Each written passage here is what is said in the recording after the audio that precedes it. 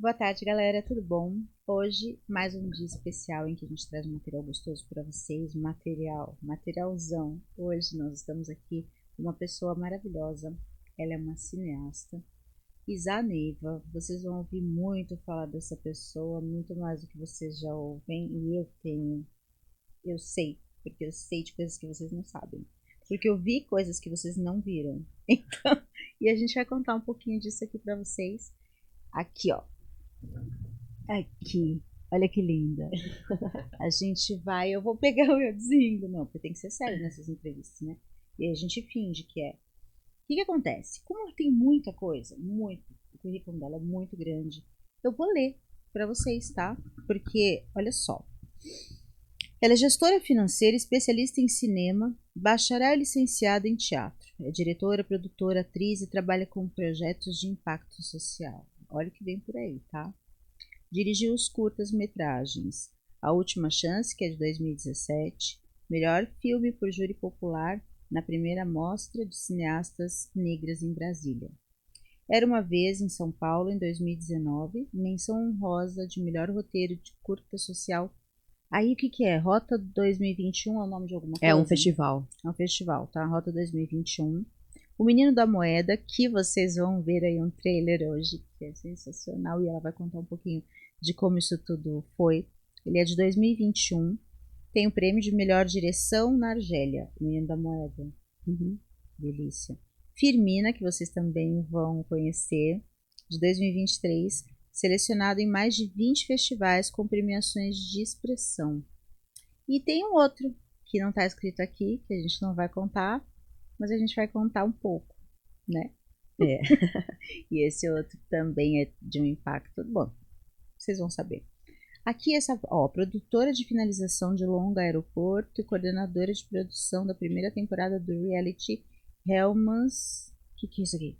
É Hellmann's e Burger League Isso. 2020. 2020. É um Tá, reality. eu não sabia como é que eu lia isso. Jurada da 16ª edição do Labrife. Labrif, principal festival de cinema para brasileiros em Los Angeles. Ó. Teve o privilégio de dirigir atores e atrizes conhecidos pelo grande público, como Teca Pereira, que a gente vai ver, Babu Santana, André Ramiro, acho que no trailer, mas a gente põe o making off, daí vai aparecer o Babu talvez, né? André Ramiro, Thaís Cabral e Claude Dias. Claude Dias. Ela é Dias. uma das protagonistas do Manhã de Setembro na Amazon. Gente, olha isso. Uhum. E é também, ó, como atriz, além de atuar no teatro, campanhas publicitárias, fez participação na série. Aí a gente fala em português, PSI. PC. Ah, tá. Tá vendo? Eu me perco nisso. José e Durval na Globoplay. Spider, Paramount, na 4ª temporada de Sintonia Netflix. Ou seja, vocês viram, né? Chiquérrimo. A minha responsabilidade aqui é monstra. Vamos ver o que a gente consegue, né? E é isso. Me conta. Por onde você quer começar? Vamos por aqui? Pelo Olá que a eu... todos e todas e todos, né? Isso. Agradecer pelo convite de estar aqui em frente à minha diva. Eu é que tô passada. Eu já conheço há anos, mas não presencialmente. E é engraçado que a luz, essa luz aí que ela tem, você sabe que eu quase senti a cor que você estaria usando hoje? Eu quase senti, porque quando você foi chegando, subindo, isso eu não contei pra você que não deu tempo. Ela já estava aqui na porta. Quando você foi subindo, eu fui sentindo o calor dessa cor. Ó. Muito louco isso. Ela, o que acontece? Eu não tenho palavras para explicar o trabalho dela, porque eu não tenho terminologia de cinema. Então eu pareço bobona. Vou falar do meu jeito que vocês conhecem. Eu não conheço terminologia de cinema. Mas eu, como pessoa que assisti aos curtas que ela fez, e tem até a coisa do problema, o único problema é ser um curta, né? Que é a vontade de ficar ali, de ver mais daquilo, de sentir mais daquilo. A sensibilidade me chama muita atenção. Se falar sensibilidade, tem um monte. Não, tem sensibilidade e tem essa sensibilidade, que é outra. Quando uma pessoa consegue mexer com você naquilo que você, que nem a gente estava conversando. Ah, mexeu com fulano porque fulano passa por isso. Mexeu com porque esse aqui também passa por isso. Agora, quando ela consegue mexer com você sendo que você nunca passou por nada do que está acontecendo ali e consegue fazer você ver aquilo de um outro ponto de vista, por um outro prisma, mexe com você, vai lá na sua alma e faz. Então, E aí eu considero uma coisa gostosa de se ver, uma coisa importante. Vocês vão se surpreender. E a gente já vai mostrar um pouquinho? Você que manda, você quer fazer pergunta, Eu vou ver aqui as coisas que eu separei para perguntar, porque como ela tem uma história ali, ó, gestora financeira especialista em cinema, né, que a gente falou lá no comecinho. Você me fala um pouquinho da sua trajetória e de como que você tá nessa coisa de financeira, né, que a gente nunca associa a arte, nunca associa a sensibilidade, né. Eu sempre brinco, assim, você vai acabar trabalhando com TI, você vai acabar trabalhando na contabilidade. Quando eu vejo que a pessoa... Profissões que não tem sentimento nenhum, né? Zero. A gente sempre brinca que o departamento de contabilidade das empresas, já viu que é todo mundo mal-humorado? Mas para você ser um administrador de empresa, tem que ser artista. No Brasil. Agora, vamos, conta pra gente. Por quê? Porque você tem que rebolar muito. Isso é verdade. Bom, a questão da arte em mim, eu percebi isso quando eu era criança, fazendo teatro na escola. E os professores viam isso, né? Você falou que você brincava de casinha, né? Eu adorava assistir Praça é Nossa, me vestia de corcunda, imitava a véia surda e ia para as ruas, era assim que eu fazia. E eu tinha uns movimentos de teatro sem ter conhecimento de teatro, por isso eu acredito em vidas passadas, porque eu sabia de coisas com 12 anos que ninguém nunca tinha me falado. E aí teve festival na escola que eu lembro que os professores pediam para eu ir nas outras salas ajudar as outras turmas. E eu chegava como se fosse diretora, assim, era uma coisa absurda, assim, com 12 anos. E aí um dos professores arrumou um grupo de teatro, me indicou um grupo de teatro para me entrar e tal, e aí fui conversar lá e a peça que ia fazer eu tinha que ficar pelada, com 14 anos. E eu fiquei em choque. E aí eu sempre tive uma ligação muito com números, né? Assim, era ser boa em exatas e tal. E aí você fica num lugar assim, ainda mais você não... Eu sempre morei em periferia, você não tem acesso às informações, principalmente na minha época. E aí eu falei, vou trabalhar em alguma coisa que me dê dinheiro. E ia pensar errado isso, porque o que te dá dinheiro é aquilo que você faz bem. Então que fique a dica para todo mundo, que fique isso na cabeça. Te dá dinheiro aquilo que você faz bem. Então, eu me formei em gestão financeira, fui muito tardia, com 29 anos, eu já estava com filho, né, casada, e aí, mas eu trabalhando, eu tenho 18 anos de experiência na área administrativa financeira, e a vida era aquela, né, eu tinha um bom emprego, um bom salário, só que era aquilo, de casa, trabalho, de você nem se olha mais, Sim. Na real. Filho, queria até ter um filho em seguida, e era essa vida, né? E quando eu ia em algum teatro, eu saía chorando de não estar no palco, mas a minha vida era aquela, né? Aí você vem com aquilo lá, tá entrando nos 30 anos, mulher acha que chega aquela coisa, né? Chegou nos 30 anos, se não for agora, não é mais, você acha que tá velha. A gente acha só aos 30, aos 40 e eu tô chegando nos 50 e tô achando de novo. Aí, ó. E aconteceu uma coisa muito interessante, que depois... interessante assim. Eu peguei meu marido conversando com umas mocinhas da internet que tinham uns nomes assim, tipo Hilda Safadona, umas coisas assim. E aí eu fui conversar com uma delas, quando eu soube que eu era a esposa dele, ela começou a mandar um monte de fotos de biquíni pra mim. Essas coisas eu nunca falei, tá? Então, ela falou que ia contar coisa pra gente que ninguém sabe. Eu tava gorda, né? Que o negócio era olhar a cortina, tava bem colocada, que você fica num lugar que você não se vê mais como, né? E aí eu comecei a correr atrás do prejuízo, né? Tipo, aí fui, tipo, eu lembro que eu assisti essa loja todinha assim numa esteira. E foi indo assim, aí eu fui me olhando, aí eu fiz uma lipo, fiz peito, fiz não sei o quê.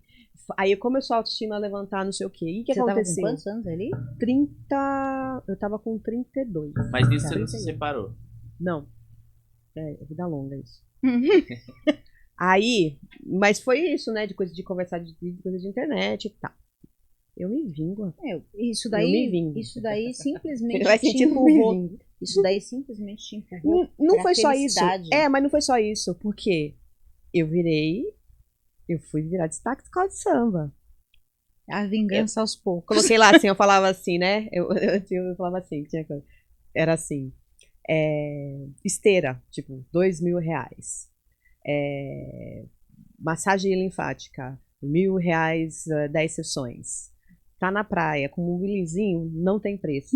Pra isso existe Mastercard, eu até brincava com isso. E aí eu desfilei um tempo na Maria, depois eu não botei, podia botar, tinha dado foto pra vocês, né? Nessa época, e aí o que aconteceu? Eu moro em Guarulhos e sempre trabalhei na região aqui, Zona Sul, Berrini, Vila Olímpia, e eu tomava fretado. E o prefeito fez um favor de proibir os fretados passarem por dentro de São Paulo. E ele tinha que ir pela Marginal. Então, eu chegava em casa às 7 horas da noite, comecei a chegar às 9h30, e o meu filho já estava dormindo. E eu ficava muito tempo no trânsito. Aí eu falei, quer saber, eu vou voltar a estudar. Você acredita que foi isso? Sim. Aí eu falei, vou procurar uma pós em controladoria, né? Olhei lá no Mackenzie, olhei, era tudo que eu já fazia. Sabe estudar pra fazer aquilo? Eu falei, nossa, saco cheio. Vou fazer teatro. Ai, procurei um curso técnico. Eu falei, porque se for pra fazer, já pega um DRT, né? Aí eu peguei e fui procurar, e todos os cursos que o DRT era a semana inteira. Não é pra amador. Ver com a Elisa não é pra amador, né? Aí eu falei, e aí uma pessoa virou pra mim e falou assim, por que você não vai na FPA, que é a Faculdade de Polícia de Artes? Lá tem licenciatura. Aí aquilo, né, não dando certo, você virou professor, é assim que a gente pensa? Sim. A gente vai sobreviver de alguma forma sendo professor. Fui. Entrei, gente, assim, imagina, eu com 32, 33 anos, aí tinha garotado, tinha gente com 18, e aí eu peguei uma turma que tinha gente tudo da idade, tinha 45, tinha 30, então era uma turma meio diversificada. Aí pra mim era tudo novo. Era pra divertir, né, tipo, vou. E eu lembro que, pra você ter noção, hein, nessa faculdade eles faziam um show de calouros, que era a primeira apresentação da primeira pessoa no palco, em vez de ser aquele negócio de o pessoal calouro, fazer pegadinha, essas coisas. Trote, não. Né? Era você no palco e tal. E eu tinha, tremia todinha, né? Aquele medo ainda, e curtindo tudo aquilo e tal. E aí aconteceu, aí eu vi um anúncio no Facebook procurando atrizes para substituir um elenco numa peça de teatro. Aí eu fui olhar, procurar a peça de teatro e vi a atriz e tal. Era uma menina de 20 anos. Eu tinha 30, tava com 33. Aí eu olhei como ela fazia e falei, eu vou lá. Isso aí... tudo por causa do trauma. Isso aí entrou o trauma da fotografia. Olha isso. Gente, eu vou lá, né? Aí eu fui. E cheguei atrasada. Fui a última a chegar no teste. Cheguei no teatro, na hora que cheguei na porta, o segurança falou assim, falei, eu vim fazer o teste. Ele, já tá todo mundo lá dentro. Na hora que eu entrei, o diretor e o produtor estavam descendo. E eu virei pra eles e falei assim, olha, eu sou a Isabel. Né? Aí eles olharam pra mim assim. Fiquei lá, fui a última a fazer o teste. Fui lá, fiz o teste, tremendo. Era pra fazer, tipo, uma Maria Batalhona, que é aquelas mulheres que os policiais, que era o grupo de teatro da Polícia Militar de São Paulo. Que existia era um grupo muito antigo e fazia um trabalho. Existe hoje em dia? O grupo não está mais, mas eu não sei se hoje eles estão com o grupo, acredito que não, mas foram há mais de 10 anos. E era um trabalho para humanizar o profissional atrás da farda. E eu já dei spoiler que eu entrei.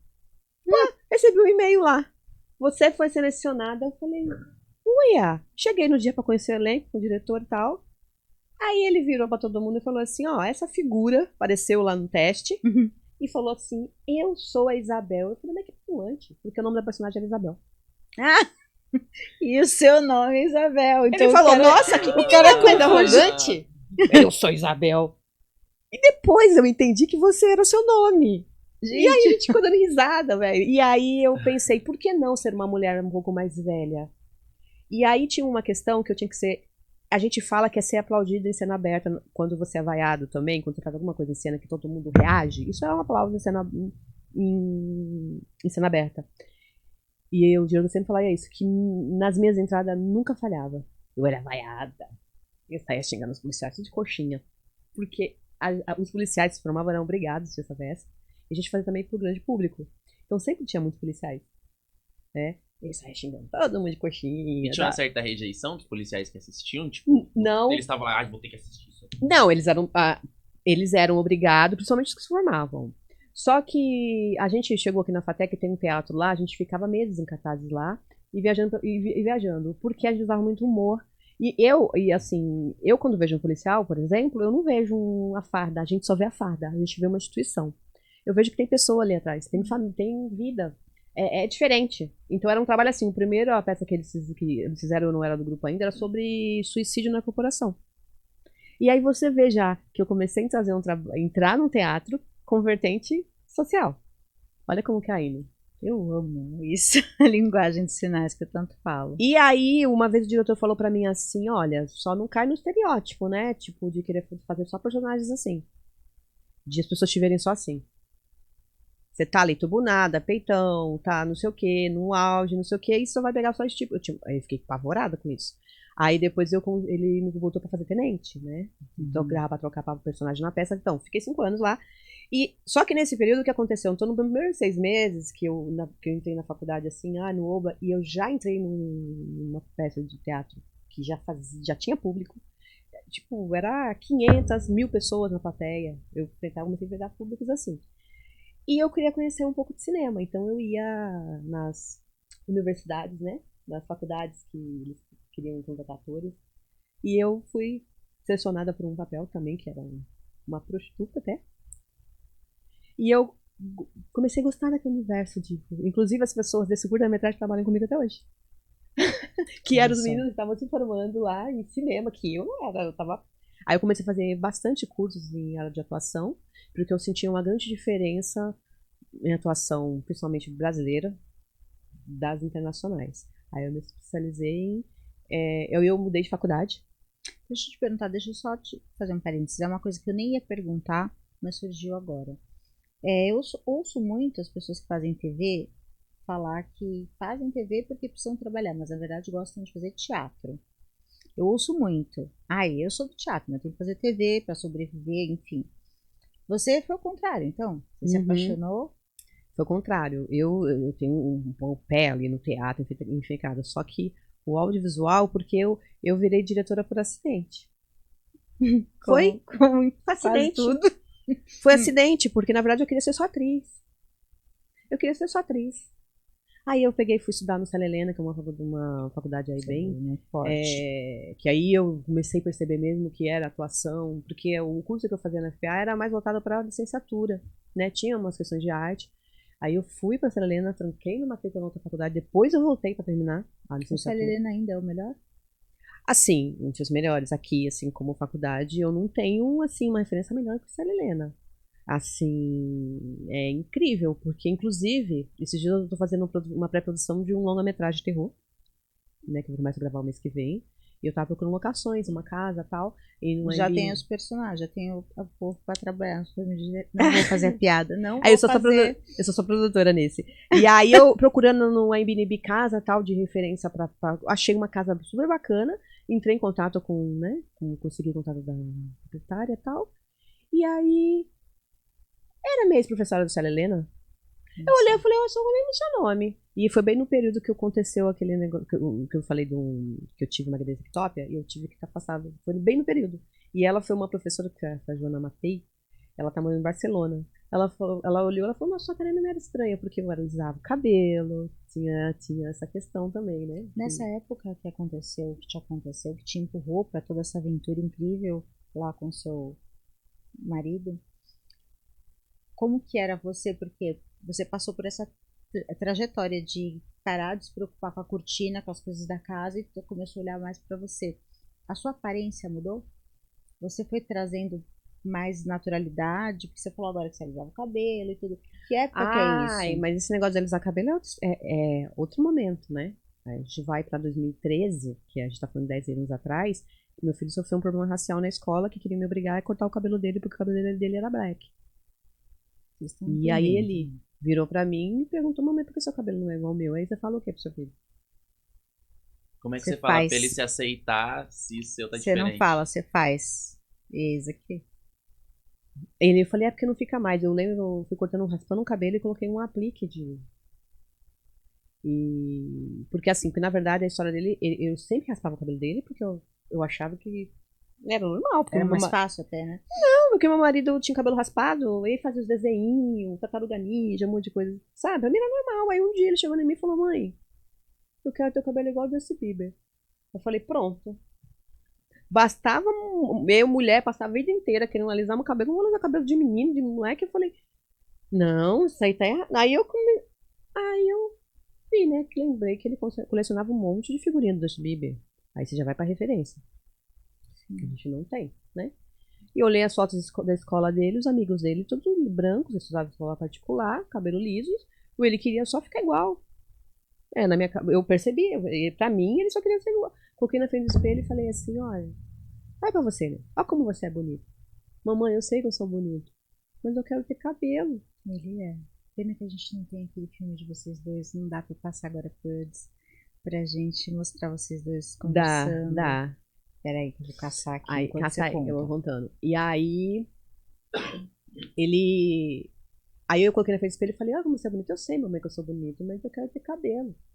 Quando ele falou que quero ter cabelo, eu falei assim, olha, eu vou deixar seu cabelo crescer, que você vai ficar tão bonito igual o Justin Bieber, tão na moda quanto ele. Tudo bem? Tudo bem. Comecei a deixar o cabelo dele crescer.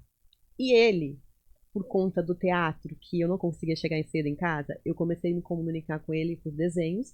E final de semana, eu levava ele pro teatro e eu peguei um estágio na escola de arte Recrearte e levava ele para fazer teatro lá. Então ele me acompanhava.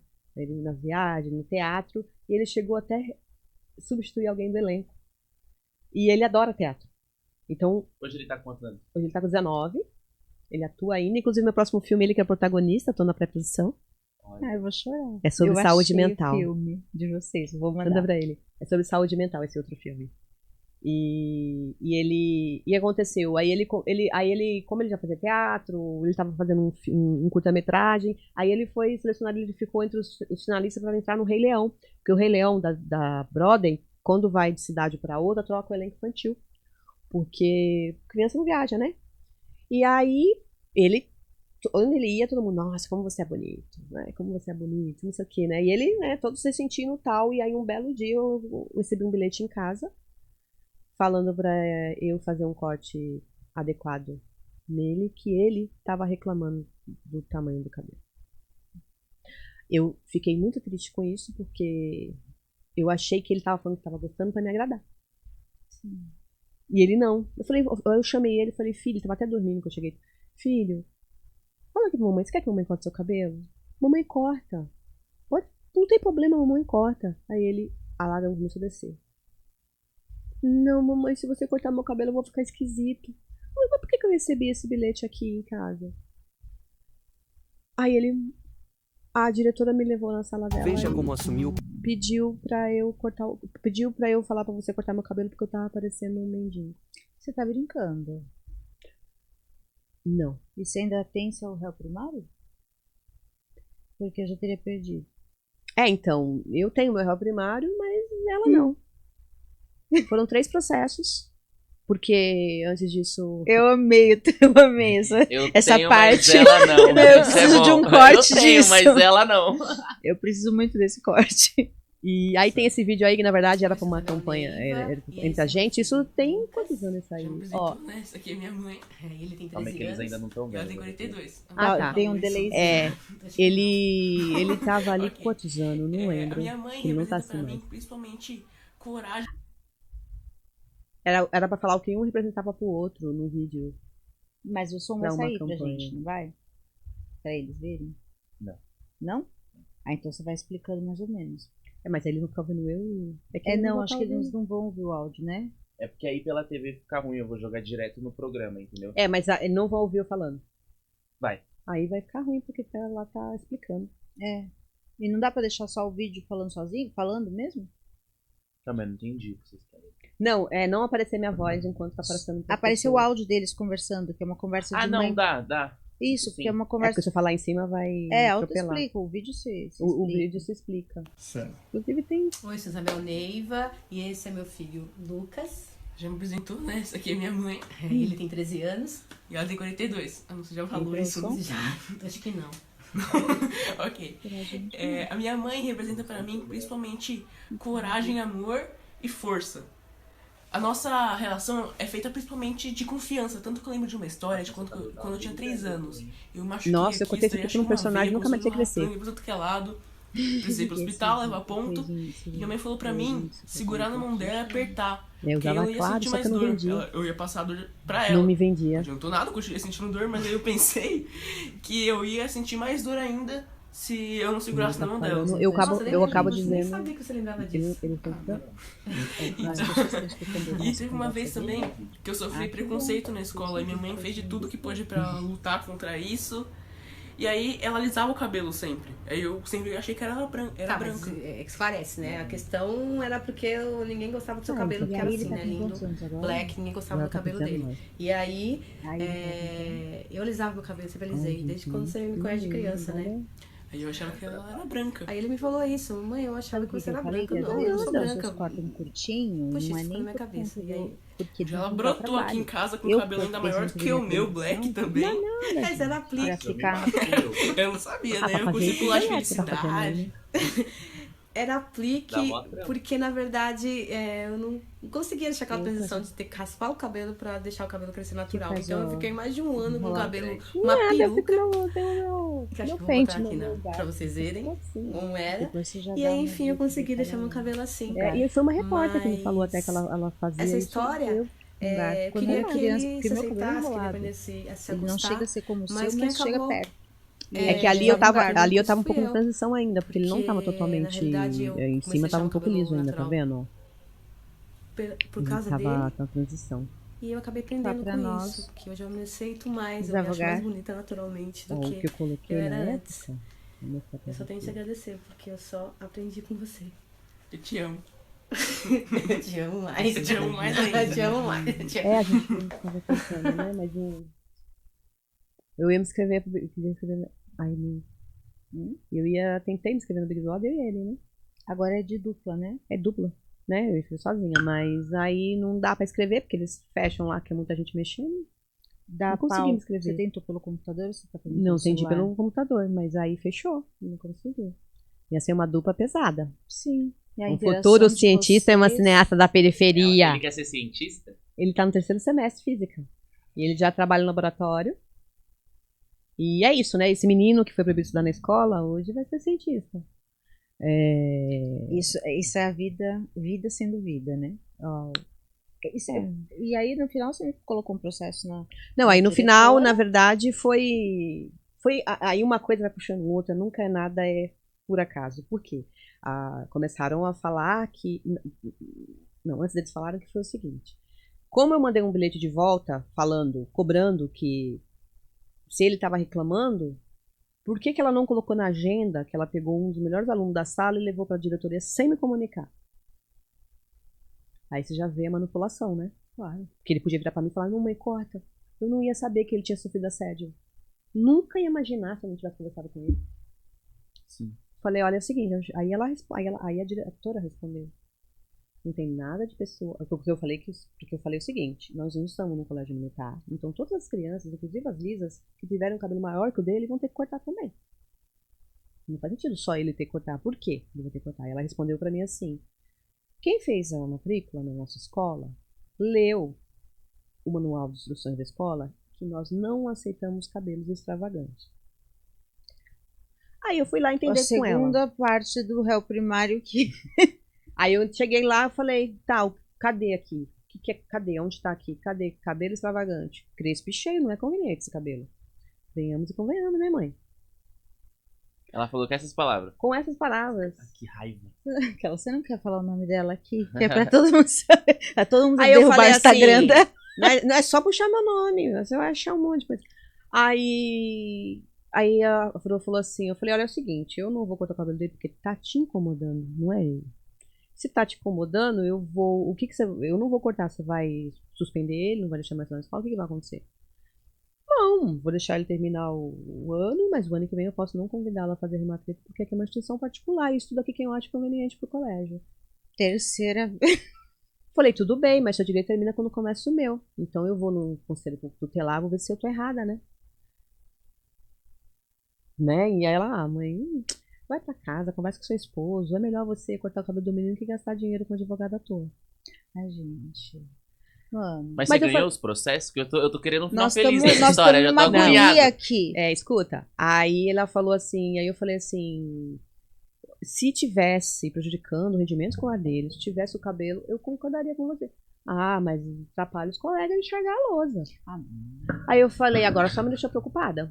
Porque se eu sou adulta, sem me defender, e eu sei que o Lucas é o maior aluno da sala e ele senta na última cadeira. Ele não tá comandando, ele tá comandando você. Você tem que falar isso pra mim, eu fico imaginando o que a senhora falou pra ele no dia que você trouxe ele aqui pra sua sala, sem me comunicar. Eu fico preocupada com um ser humano desse, com o que ela fala na casa dela, e com todas as pessoas e com os alunos. Porque um ser humano desse é nojento. Não, aí depois... aí... Chegou no dia de fazer... Não receber... Ela não me convidou mesmo, não recebi matrícula. No dia da reunião dos pais, cheguei, falei com a professora.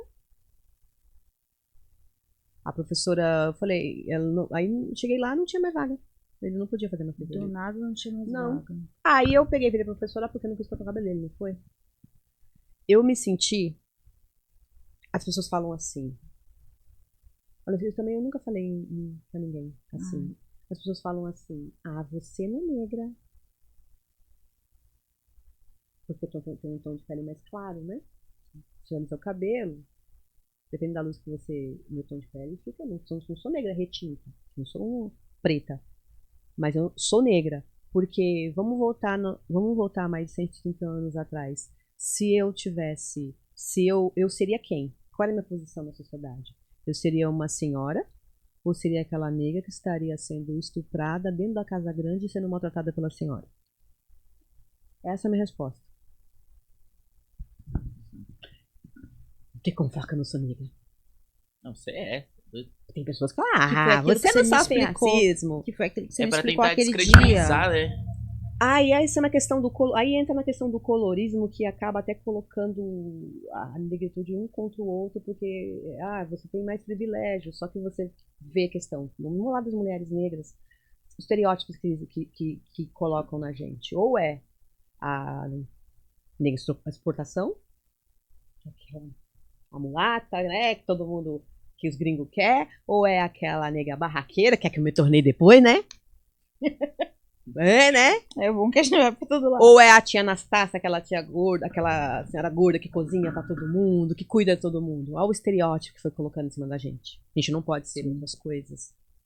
Né? E isso, a representatividade, inclusive, um dos motivos que eu vim pro cinema também é isso. Não adianta também ser só atriz, ator, e você tá na televisão, fazendo um filme, né, com personagens bem rasos. Um personagem que não vai pra lugar nenhum, não vem de lugar nenhum. Aí entra na questão do meu filme atual que, você tá dirigindo, tá atuando, eu me dê essa oportunidade porque ninguém me dá.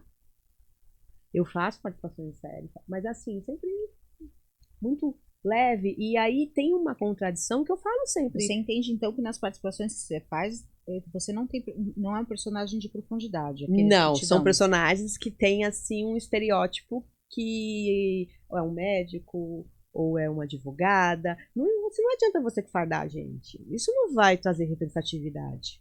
Representatividade é você colocar, nem que fosse uma empregada, não tem problema, uma presa, mas que tenha profundidade, que ela tem uma vida, a gente sorri, a gente é triste, a gente vive, a gente é uma pessoa. Eu costumo dizer, acabam sempre colocando, caracterizando o cinema como um cinema negro porque eu sou uma mulher negra. Mas se você prestar atenção nas minhas temáticas quando eu vou falar, eu tô falando sobre um problema, o meu personagem, tanto do Firmino, tanto do Sônia, tanto do Mina Moeda, eu poderia colocar todo mundo, todos os japoneses, todos os coreanos, todos os brancos, qualquer um ia falar a história. Mas a partir do momento que você coloca uma pessoa negra, que aqui acontece, acho que é só aqui no Brasil, né, que é assim, vira político. Não, eu quero normalizar isso, um motivo que eu vim pro cinema. É normalizar você ver pessoas negras em qualquer papel. Sim. Isso é o normal pra mim. Sim. E se você parar pra pensar que é a maioria da sociedade, tipo... Não. E ainda... Tá ligado? Tipo, os negros são a maior parte da nossa sociedade e não estão em todos os lugares. Gente, eu tava numa rodada num pitch Pra quem não sabe o que é pitching geralmente são lugares que você, como produtor, vai, que são reuniões que acontecem para você apresentar um projeto para um play. Play é quem vai poder financiar ou então licenciar uma obra. Né? Não, seria um Netflix, um Globo, eles são plays, né? Você vai apresentar o projeto para você, tipo, geralmente é 5 minutos e você sobe num palco e você fala sobre o seu projeto e quem está assistindo vê e depois ele vê se ele vê que tem mais interesse de querer saber mais. E muitas vezes é assim que você consegue verba também diretamente, através de uma rodada de negócios, que são reuniões. Então a gente tem o Rio2C, que é o maior da América Latina, que acontece no Rio de Janeiro. A gente tem aqui em São Paulo o Cine Pitch, que também reúne os maiores plays, e você manda roteiristas, pode mandar roteiros, e você vai para rodadas e você fala o que você quer. Eu quero vender só roteiro, eu quero verba para coproduzir. Então, assim. Aí eu tava assistindo um pitch, que eu participei de uma rodada de negócio, mas eu fui assistir um pitch, né? Aí tinha uma produtora e um diretor brancos, pessoas brancas, apresentando o projeto, muito lindo o projeto. E aí ele falou, olha, o protagonista é um homem negro, né? Ele é gay, e é uma cidadezinha. Eu lembrei disso porque você falou assim, mas a maioria é negro. E aí um dos plays perguntou pra ele assim, por que o personagem é negro? Aí ele falou, aí a produtora começou a falar, não, então, a gente tá também trazendo equipe de pessoas negras. Eu fiquei olhando, mas não era a resposta que ela tinha que dar. A resposta poderia ser, e por que não? Exato. Sendo que, né, a maior parte da população é negra. Isso é o comum, né? Essa deveria ser a resposta. Eles não, eles gaguejaram, eles ficaram meio senti que eles ficaram, olha, a gente vai contratar a equipe negra, tipo, uma questão. Aí depois eu chamei eles e eu falei, cara, para com isso. Tá errado. Você me falou da cidade, qual o número de... A população lá é maior, é negra ou é branca? Negra. Você precisa de alguma justificativa? Agora, porque você não é uma pessoa negra, você não pode colocar um ator negro. Aí eu não tenho emprego. Aí muitos não têm emprego. Porque tem que parar de ser um cumprimento de protocolo. Você entendeu? Tem que ser uma coisa... Cara, é pessoas. É o que é de verdade, natural. É pessoas. Você vai ver o Oscar. Meryl Streep ganhou a melhor atriz. Aí, quando a Viola Spolin é indicada alguma coisa, aqui no Brasil fala assim, a atriz negra, Viola Spolin. Não é atriz, é atriz negra. Né? Então, aqui no Brasil faz isso, né? Então, essas questões... E aí aqui acaba entrando política. A partir do momento que eu coloco pessoas negras no elenco, automaticamente está fazendo política e falando, só que assim, eu só tô querendo igualdade. Mas peraí, quando ele coloca atriz negra e tal, não tá sendo, em tese, do jeito errado, mas uma tentativa de mostrar representatividade? Então, mas você mostra falando, você mostra representando. Exatamente. Ela por si só já é a própria representatividade. Você não precisa focar. Não precisa ficar... Isso. Sabe por quê? Por exemplo, eu comecei a contar que eu primeiro fui trabalhar em escritório, para depois eu conseguir vir para arte e tal. Depois que eu terminei a licenciatura e o bacharel em teatro, aconteceu a história com meu filho, 10 anos atrás, e aí a outra parte começou a falar que eu queria me aparecer. Por quê? Porque eu consegui uma nota, porque eu não acabei concluindo que no dia lá, uma outra mãe, quando eu comecei a falar da questão fui para o outro lado, eu queria falar o que o racismo faz com a gente. Foi um estado totalmente de potência, porque eu não podia fazer nada. A minha lágrima só caía. Como que eu cheguei em casa e falar pro meu filho que ele não podia mais estar na escola ver os coleguinhas dele? A lágrima só caiu. Eu fiquei totalmente em estado de potência. Como que você vai? Ganhou. Ela não falou que só estuda quem ela quer, que mesmo ganhou. E aí a minha lágrima desceu, eu virei para as mães, tinha 2 mães sentadas. Eu falei, gente, só porque eu não quis cortar o cabelo do meu filho, ela não quer deixar eu fazer matrícula. Aí a outra mãe falou, nossa, mas já vi cada absurdo nessa escola, mas isso já é demais. Aí a outra falou, eu sei quem é o seu filho. Eu não fiz a matrícula da minha filha ainda. Eu vou lá pegar um requerimento para ela e pego pro seu filho. Eu falei, mas que adianta que eu não posso fazer? Pega aí que eu vou lá. Foi lá e pegou. E voltou. Aí eu fui lá, ela falou, não tem. Aqui ela com requerimento. Não tem. Aí a outra mãe, aí essa mãe ligou pra amiga que era advogada e falou assim, aí ela virou pra mim e falou, olha, a minha amiga tá falando pra você primeiro na delegacia. Aí eu, na minha cabeça, a gente tá falando só de 10 anos atrás, hein? Não é tanto tempo assim. Falei, mas delegacia de ensino. Não, é delegacia de polícia. Porque racismo, diferente de injúria, por exemplo, se você nega acesso a uma pessoa, no caso dela, no estabelecimento de ensino, por causa do fenótipo físico, é racismo? Aí eu falei, mas eu vou chegar lá na delegacia, vão rir da minha cara, né? Ai, porque a escola não quer fazer matrícula, não sei o quê. Ela, não, eu tô vendo, eu sou testemunha, a mulher me arrastou pra delegacia. Você viu o que você pensou? Que iam rir da sua cara porque era só uma questão de corte de cabelo. Era só a história de vida do seu filho. Era só o que ele ia sentir quando ele fosse adulto sobre a história dele daquele momento. Era só sobre tudo. É, mas no dia conversando com ela, eu falei pra ela, Aí depois essa criança cresce, vem aqui mata 13 pessoas na escola, aí a culpa era a família. Aí não sabe, porque os homens geralmente não é igual a gente. A gente, menina, você faz um negócio, ela já esperneia. O homem não. O homem você faz, ele fica pra ele. Ele vai guardando. Ele guarda, né? Então você não sabe o que acontece com o psicológico da pessoa. E aí eu peguei. Isso que eu tô te falando de achar que iam rir de mim, a gente ouve isso até hoje, quando pessoas trans, quando outros tipos de intolerâncias acontecem. Hoje até existe a delegacia da mulher, né? Então, porque muitas vezes a mulher, para falar sobre a questão de violência, vai num lugar que é totalmente também machista. Então tem. Não sofre discriminação desde a hora já. Que entra. Então muitas pessoas que têm algum tipo de violência não entram, não denunciam por não sofrer outra violência, entendeu? Sim. Aí ela, não, mas eu tô vendo, não sei o quê. Aí ela me puxou pra delegacia e chegou lá. Ah, mas tá acontecendo. É a mulher que falava. Eu só chorava. Aí, olha aqui na agenda que a mulher escreveu, não sei o quê, não sei o quê. Aí o policial olhou, não sabia o que fazer. Policial civil. Eu imagino também o choque dele diante de uma realidade tão importante. Ele não sabia o que fazer, o que ele fez? Foi lá, pegou um livrinho, que eu acho que é tipo uma bibliazinha que os polícia têm pra saber os códigos penais lá, não sei o quê. Virou pro escrevente, ó. Colhe depoimento. Racismo. Aqui, ó. Impedimento de acesso ao ensino. Ele fez isso, velho.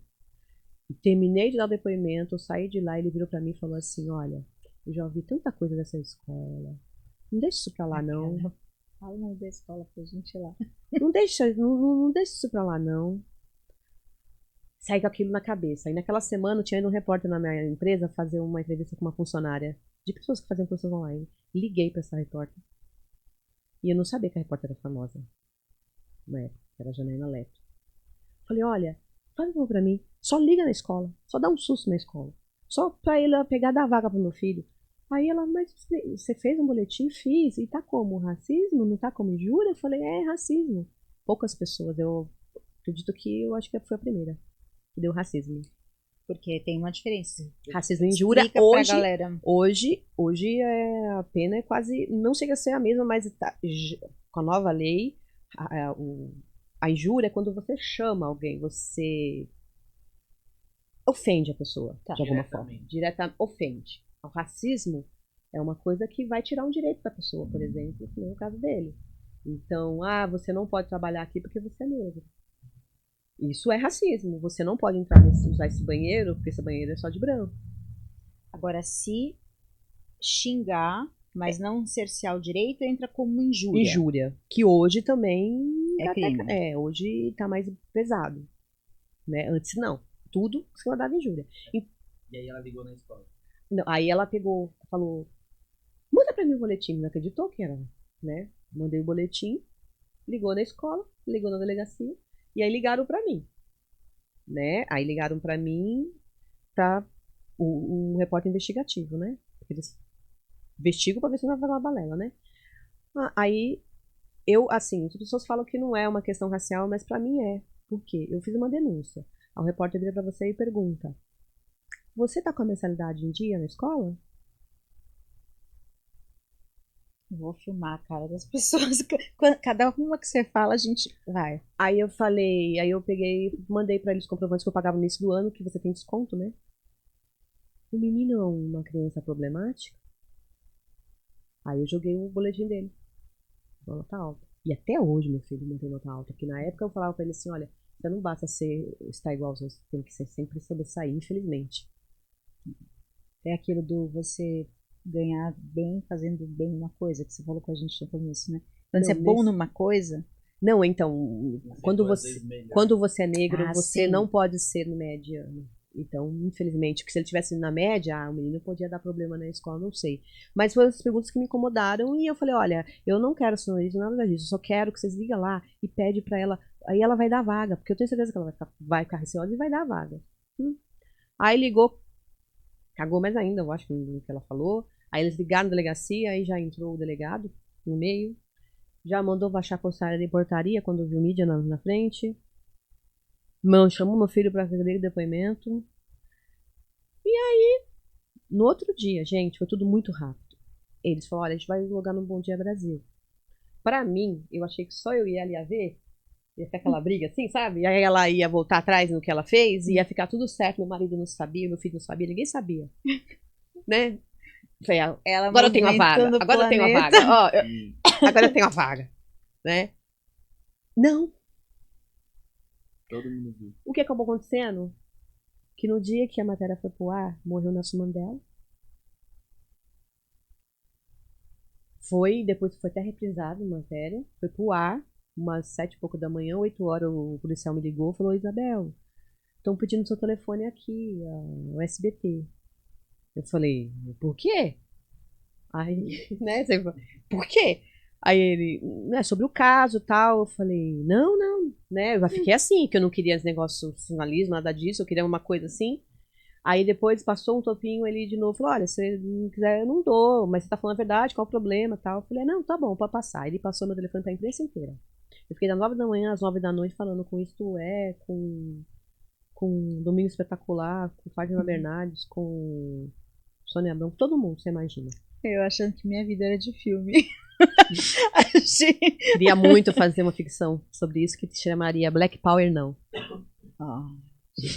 Eu tenho um argumento disso, né? Aí, outra questão. Porque, além disso, além dessa questão, quando vai para um outro lugar, você sofre assédio de outras formas. Eu sofri assédio sexual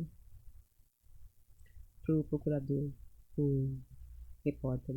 Coisa que eu não falei falando aqui. Você tem que ficar quieta, porque senão você vai ser a louca que reclama de tudo. Então, olha só, o que você acaba... Por conta de tudo isso, pra ela se defender, ela começou a falar que eu era de artes, que eu fazia.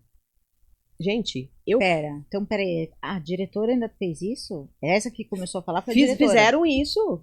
Gente, você não tem noção. Eu tenho pavor de ficar vendo coisa na internet, porque isso mexe comigo. Eu cheguei na faculdade, uma pessoa me parou no corredor e falou, olha, eu acredito em você. Eu, por quê? Oi? Porque estão falando... Meu, eu fiquei doente. Gente, eu fiquei 2 anos indo no psicólogo. Eu parei de atuar.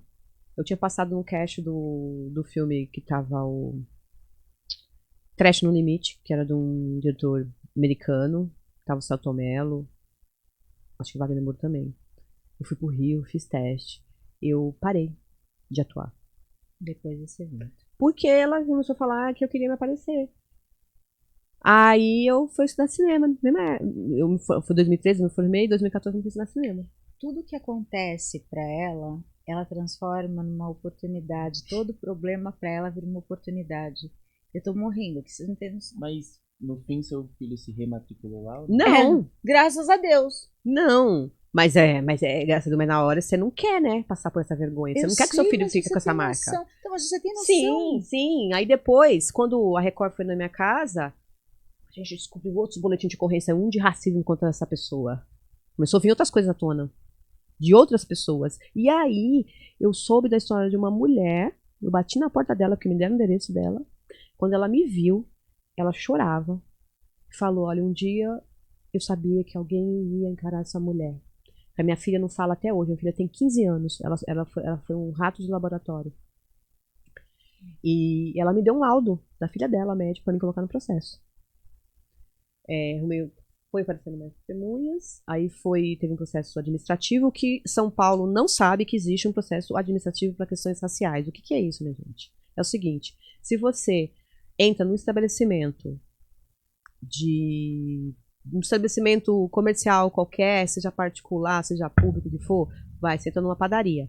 E se alguém, um funcionário, alguém faça alguma discriminação, tanto o funcionário, a pessoa que cometeu o ato, quanto o dono responde no processo administrativo para o Estado. Que no caso dela, ela e a escola, né, os dois, né? Eles foram condenados nos 2 processos. Aí depois eu entrei com civil, né, também. Também a gente ganhou também. E aí teve o criminal, que a promotoria pública pediu a condenação, né? Não eu, porque criminal é assim que funciona, não é você. Eles fazem tudo lá e eles entendem se é ou não. E, em primeira instância, ela foi absolvida, mesmo sendo condenada por outro juiz em outras instâncias. E aí eu recorri e depois o meu advogado lindo perdeu o prazo, porque eu paguei um advogado para acompanhar. Quero nomes pra gente ir atrás. Aí o meu filho ficou puto. Isso tem um ano que eu descobri sobre essa questão, mas enfim, porque eu queria ir até o final. Então, infelizmente, o criminal não foi possível. Não. E aí será que eu levo para a instância internacional? Porque você tem 2 juízes falando que teve o crime e tem um juiz que provavelmente pode ser uma pessoa branca, não sei. Sei. É a situação. Mas será que no fundo, só de você ter dado todo esse BO pra ela já não olha e fala, puta, que merda. Não, ela andou com uma pastinha do lado, né, esse tempo todo, 9 anos, respondendo. Ou seja, o que você falou faz toda a diferença. Se você denuncia, a pessoa vai ter que responder. Eu fiquei com essa... Meu medo era não dar em nada. Meu medo... enquanto eu não ganhei o primeiro processo, gente, eu não respirava. Eu parecia maluca, assim. Eu ficava desesperada, porque eu queria mostrar que eu tava falando a verdade.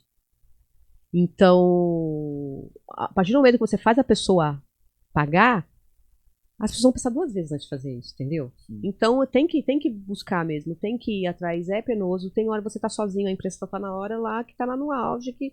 Depois você tá sozinho. No dia seguinte é outro caso e outras pessoas... É outras coisas. Aí, uma parte de uma matéria que saiu no Estadão virou matéria de materiais escolar. Então, o assunto é discutido em escolas.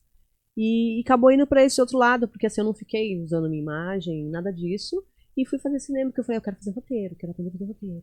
Agora vejam vocês que estão conhecendo o trabalho, né? Vocês que ainda não conheciam.